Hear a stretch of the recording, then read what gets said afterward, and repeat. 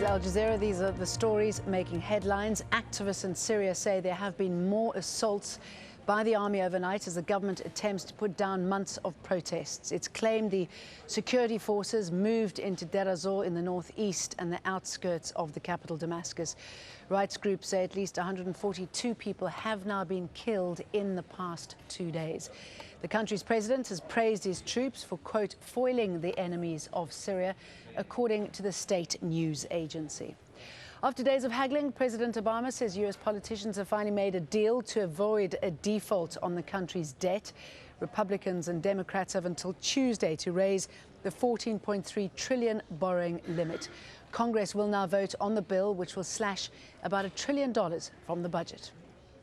Opposition forces in Libya are continuing their attempt to take Zlitan in the west. There's also been heavy fighting near the rebel stronghold of Benghazi. Forces there say they've clashed with Gaddafi loyalists. Israeli troops have reportedly killed 2 Palestinians in a clash at the Qalandir refugee camp in the West Bank. That's according to doctors there.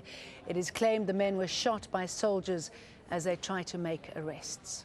And Sri Lanka has released its findings into the final days of the country's civil war with the Tamil Tigers. The government says a UN report on the conflict was biased. That document cited what it called credible allegations of war crimes.